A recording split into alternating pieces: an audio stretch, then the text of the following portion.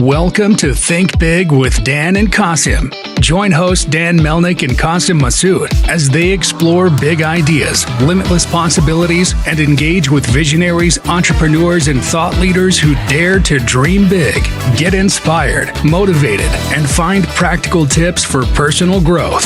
Think big, dream bigger, and ignite your potential. All right, welcome to Think Big with Dan and Qasim. And if you want to go ahead and introduce yourself, tell us where you live and what you do for a living. Myself, Jyoti Jaiswal. I'm CEO and founder of a purpose-driven enterprise. So I'm a social entrepreneur. And the name of my company is OMSUTRA. And what I do here, I design my collection and I work with my artisan partners and underrepresented women groups in India. So we design collection that's focused more to fashion, wellness, and home decor. And we have our target audience who are who enjoy and sustainable livelihoods, like sustainable living, I would say, like living life consciously, and also like people who love to give back, because our business is all about how we are making an impact and all about sustainability and social impact. So my whole purpose, why I started my company, was out of compassion, actually, to preserve the craft culture of my roots in India. So this is something I do out of compassion, not for my living. So it is like, for me, it is my passion project. And there's a beautiful story behind why I started and how I started. Yeah, let's do it. Yeah, so why don't you tell our audience just kind of, how you got started and really just, I guess diving deeper, like how you really got this idea to start the company. So it happened like entrepreneur thing was something always in me. It was in my DNA as well, I would say. So but it started actually I was here in New York and my family was in India. So I went for a trip to meet my family and friends there. And there was some kind of event, and I went there and I saw there were so many artisans. I love handmade, actually, and I love anything that's natural. So I went to that place and I saw a lot of artisans work. They had their display, but they were having hard time. The fair was for a few days and they were not able to sell enough. So I was looking into each and every handmade things that they were making. And when they came to know that I'm from USA and I love art and craft and handmade things. So after a couple of hours, they came to me. They saw me I'm going into each and every, artisan's booth and all. And then they asked me I see that you're so much interested and we are having hard time and we are not able to sell what we are making because we have to compete with the machine made and also big business owners who are in this handmade. It's very difficult. And for these reasons, it feels like to go away from this craft and look for another job. And our children, they don't want to continue this tradition of handmade that we have learned from their forefathers. And for us, this is the only way of livelihood. We don't know anything else because this is what has been coming from one generation to another. So that really touched my heart. And I felt like what I can do for them. But at that point, I didn't have any business or anything. But yes, I loved handmade. So at that point, I bought a lot of stuff just to help them out. And like I said, I did give them my contact just in case if they need any help or any way, I could be of any help. What year was it? Was it 5 years ago, 10 years ago? When exactly did you kind of? It was somewhere around 205. 2005. Okay. 2005, yeah, 2005. So it was in 2005 that, somewhere around, that time, because I started. So at that point, when I was there in 2005, and I got a lot of stuffs and I brought back here and I gave some as a gift to my family in India. And I brought some here just to, okay, I'll give it as a gift to my friends and family. But that was not the end of it, because it should be something more sustainable, right? They can look into more growth for them. So I felt how I can help them, because they reached out to me do you need more? But for me, already I bought so much, how much I can give as a gift. Then I started looking how I can help them. And now the connection of the craft from India to the people here in the United States, and to make into a sustainable thing for them, I started looking into, different avenues or how I can help, going into the craft field, things like that. And finally, I thought where the connection would be yoga and meditation, because people that is something East meets West, right? through yoga and meditation. So like I started looking into yoga studios, and I came to know, and I met many of the yoga studio owners, and they said like, we love this stuff, and like Ganesha statues and handmade things, and they wanted things from India, and like, so I looked into their pain points. What are the things they are looking into, and what are the things that these artisans can make. So I looked into my niche market like at that point, because those were the people who were interested. Like for me, I was looking for people who could respect the craft culture, and who could like respect the feel that, okay, how we can help, that social impact, so I found that, okay, they are the right people to whom I can, so I started designing my collection. So I myself designed the collection, and I used to look into like, who are the artisans who are struggling, and also the underrepresented women groups to whom I can help. So I usually, what I do is I design the collection,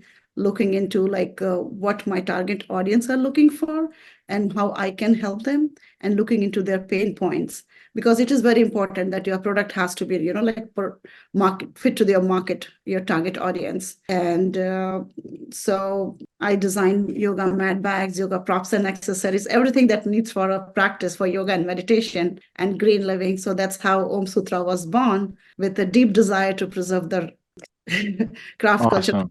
Yeah, craft traditions of my roots in India. And we officially launched in 2007 as Om Okay. Sutra. So the Om, like, it has a meaning actually. Om is the sound of the universe, and Sutra is the thread that connects East and West. So it is all about how we can make that meaningful connections with the craft traditions and handmade. And handmade is also like a piece of, what you learn in yoga and meditation, the perseverance, the patience. So That's amazing. So, like you obviously mentioned, right, in the very beginning, it was more of just kind of word of mouth, maybe in your community, reaching out to local yoga studios. But I guess, obviously now in 2024 that you're online on Shopify. So, as of now, like, are your customers all over the US? And I guess, like, how do they find you? So my customers are like globally. So not only in the United States, but in other countries as well. So when I started my company, I started with wholesale. So it was wholesale and distribution. And I did like some strategic partnership with another retailers. So who are selling my collection on their like brick and mortar yoga studios and online retailers. So gradually over the time, I looked into like, what are the market needs, and based on the market needs, we designed different products so we can capture more of the target audience. And mostly it started with word of mouth, and then through strategic partnerships. So we made partnership with Walmart, Wayfair, and then Zulily. So I had a different purpose, like having partnerships with Zulily or Walmart or Wayfair, selling on Amazon as well.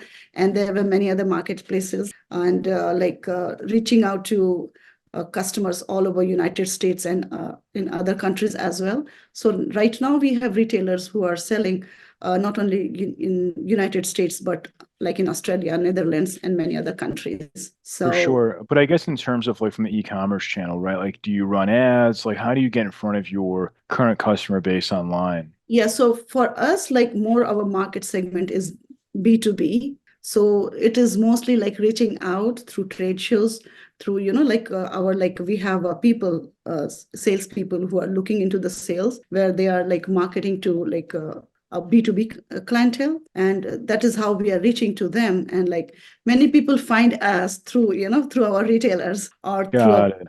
other like B2B businesses. And also like we have our own website, it's omsutra.com, where we Right, right. where we sell our online collection. Right. Yeah. So you're And saying that essentially like that your products are in retailers and then people find you there and they might like, Google you or look you up and they find your website and that's how those people might buy directly from your website. But mostly it's organic, and through our social media channels, like we are on Instagram, Facebook, and many of my connections like on LinkedIn as well. So like when we are doing like B2B, and like the strategic partnerships, and also there are different channels through which people find us. And of course, like you need to advertise, but like we believe more into organic reach. for sure. So obviously, we just started 2024. So like what are some of your biggest goals for this year? Like what are you really looking to accomplish for Om Sutra? So like recently we have been like certified as an MWBE through New York State and New York City.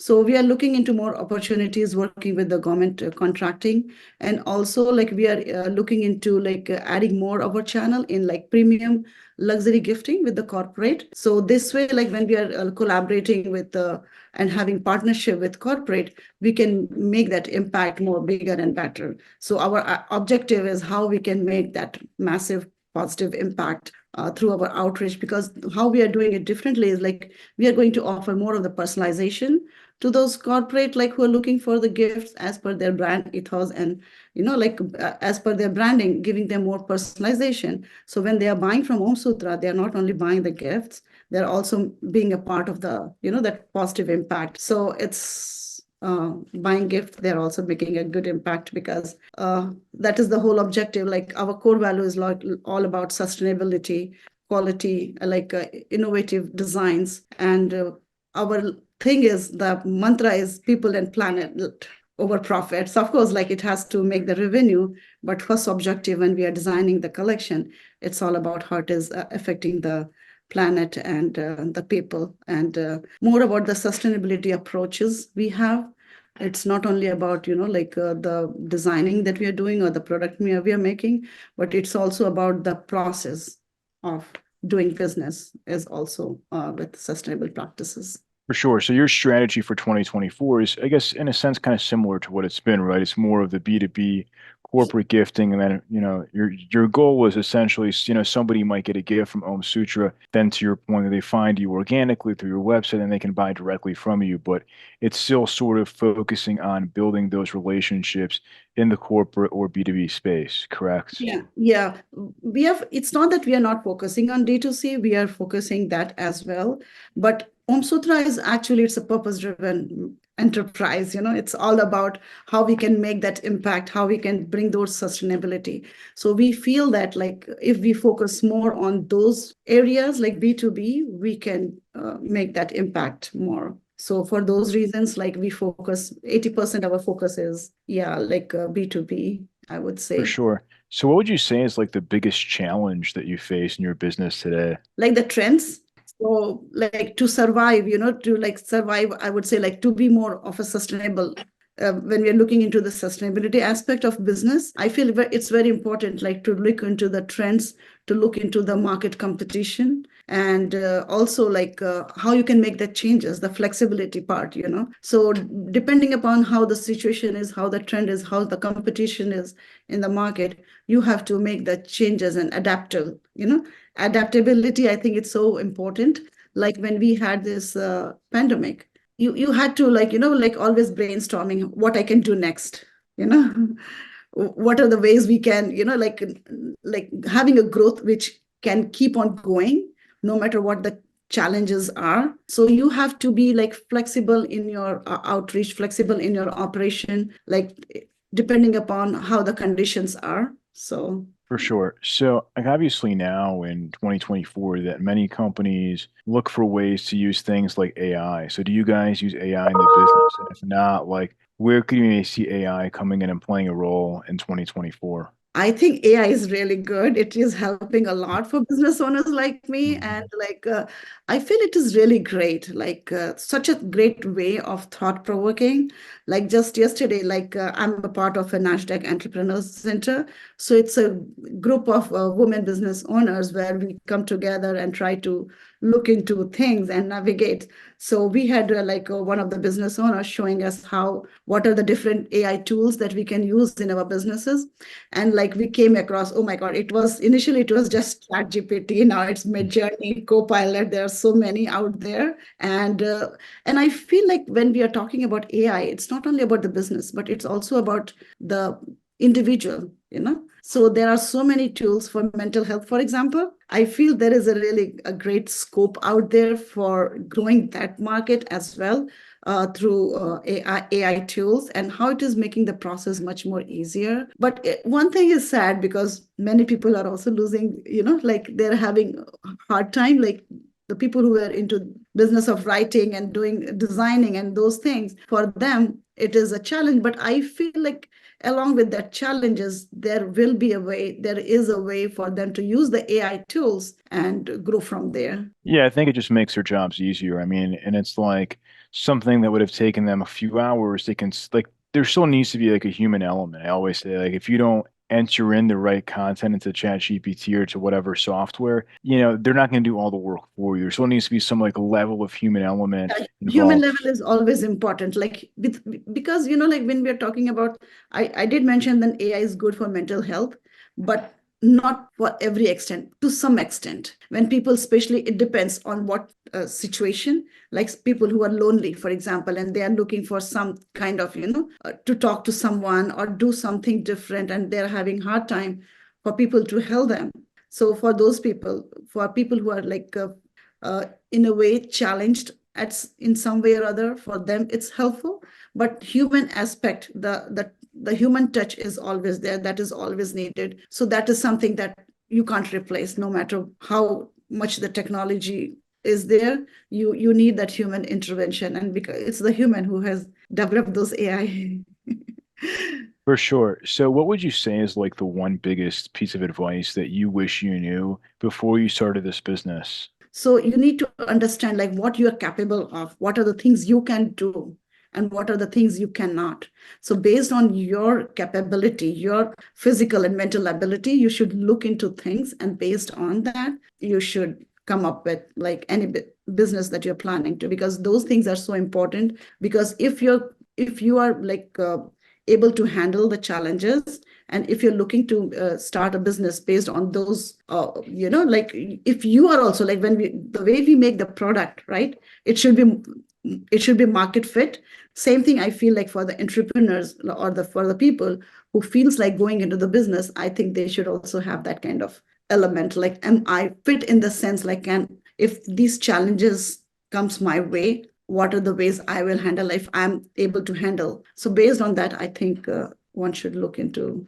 Makes sense. So if we're going to have this conversation again in 1 year from now, where do you see things going for OMSUTRA? Like having great contracts with the government, and also like partnership with a corporate, and going into like more of the luxury, like personalized gifting. And the idea is not only United States but globally. So hopefully we'll be able to reach that height. Amazing. So if somebody watching this wanted to reach out to you, do you mind sharing your website or social media? I guess the best ways to get in contact with you. Yeah, so it's our website, it's omsutra.com, and they can always reach out to me through email. It's jyoti@omsutra.com. And we have our Instagram, it's like OMSUTRA, and LinkedIn on like we are as OMSUTRA, and I have my LinkedIn as well. So yeah, so it's Jyoti Awesome. Jaiswal. Yeah, Awesome. Well, I want to say thank you so much for your time today, and we're rooting for you guys. thank you. Thank you, Dan. Thanks. All Nice to. right. All right. Bye.